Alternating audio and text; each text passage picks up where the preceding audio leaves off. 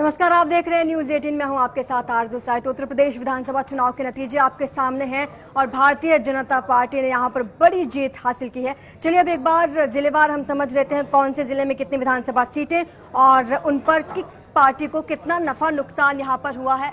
तो चलिए सबसे पहले बात करेंगे आगरा की। आगरा में कितनी सीटें हैं? आगरा जिले में आती हैं हमारे पास विधानसभा सीटें 9 और इसमें से बीजेपी को 9 की 9 सीटों पर यहां पर जीत हासिल हुई है। समाजवादी पार्टी, बीएसपी, कांग्रेस और निर्दलीय यहां पर अपना खाता भी नहीं खोल पाए हैं। वहीं दूसरा महत्वपूर्ण जिला हमारे पास आ जाता है अलीगढ़। अलीगढ़ की अगर हम बात करते हैं तो यहाँ पर विधानसभा सीटें हैं 7 और 7 की 7 सीटों पर बीजेपी को यहाँ पर जीत हासिल हुई है। समाजवादी पार्टी, बीएसपी और कांग्रेस यहाँ पर खाता भी नहीं खोल पाए हैं और यही आंकड़े 2017 में भी हमें सेम देखने को मिले थे। बीजेपी को 7 सीटों पर जीत हासिल हुई थी, वहीं समाजवादी पार्टी, बीएसपी, कांग्रेस और निर्दलीय यहाँ पर अपना खाता नहीं खोल पाए थे। अगला महत्वपूर्ण जिला आ जाता है हमारे पास अयोध्या और अयोध्या जिले में 5 विधानसभा सीटें हैं और 5 में से 3 विधानसभा सीटों पर बीजेपी को यहां पर जीत हासिल हुई है। 2 विधानसभा सीटों पर समाजवादी पार्टी यहां पर जीती है।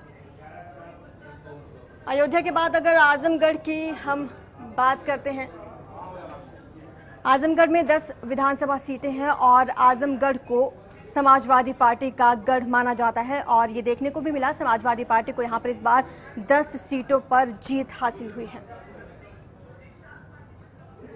और अगला आ जाता है हमारे पास जिला बलिया, जो बेहद महत्वपूर्ण हो जाता है और बलिया जिले की हम बात करेंगे। 7 विधानसभा सीटें हैं यहाँ पर। समाजवादी पार्टी को 4 सीटों पर जीत हासिल हुई है। भारतीय जनता पार्टी मात्र 2 सीटों पर जीत पाई है। बीएसपी को जरूर यहाँ पर कामयाबी मिली और 1 सीट बलिया जिले से बीएसपी किसी तरह से निकाल पाई है। अगला महत्वपूर्ण जिला हमारे पास हो जाता है बदायूं और बदायूं का हाल देख लेते हैं एक बार। कितनी विधानसभा सीटें हैं? 6 विधानसभा सीटें हैं। 3 सीटें भारतीय जनता पार्टी ने जीती हैं तो 3 सीटें यहां पर समाजवादी पार्टी को हासिल हुई हैं। और बदायूं के बाद हम अगर बात करें इटावा की, तो इटावा में हमारे पास विधानसभा सीटें 3 हैं। 3 में से समाजवादी पार्टी ने ज्यादा सीटें जीती हैं, 2 सीटें समाजवादी पार्टी ने जीती हैं। 1 सीट पर बीजेपी को यहां पर जीत हासिल हुई है। बाकी यहां पर अपना खाता भी नहीं खोल पाए हैं।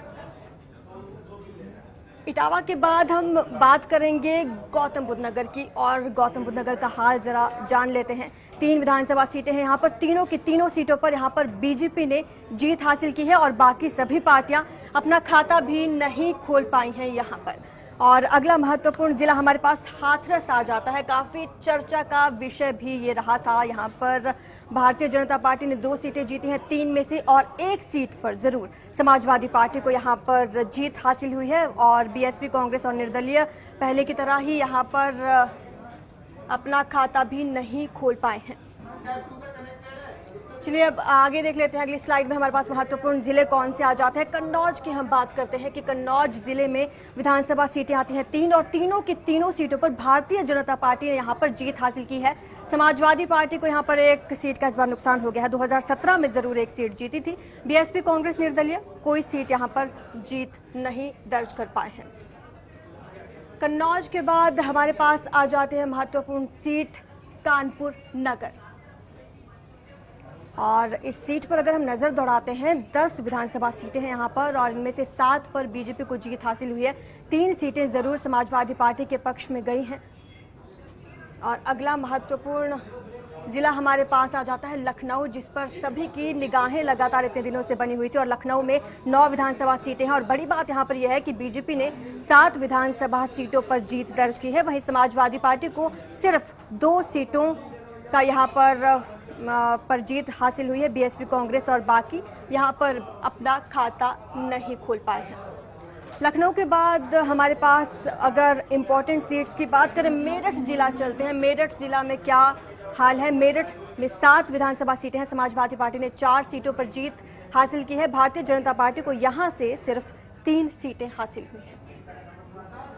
तो वहीं मेरठ के बाद अगर हम बात करें सहारनपुर की, तो सहारनपुर में 7 विधानसभा सीटें हैं और इनमें से 5 पर बीजेपी को जीत हासिल हुई है। समाजवादी पार्टी की अगर बात करें तो सिर्फ 2 सीटों से संतोष करना पड़ा है समाजवादी पार्टी को। यहाँ से और इम्पोर्टेंट सीट आती है हमारे पास वाराणसी, और वाराणसी की अगर हम बात करते हैं तो यहाँ पर विधानसभा सीटें हैं 8 और 8 की 8 सीटें यहाँ पर बीजेपी को हासिल हुई है। प्रधानमंत्री मोदी लगातार यहाँ पर रैलियां करते रहे और इसका फायदा कहीं ना कहीं बीजेपी को यहाँ पर मिलता हुआ नजर आया है। तो ये महत्वपूर्ण जिले रहे उत्तर प्रदेश के, जहाँ का पूरा हालचाल हमने आपको बताया कि कौन सी पार्टी को कितना नफा और नुकसान यहाँ पर इन सीटों पर हुआ है। आप बने रहें हमारे साथ और देखते रहिए News 18।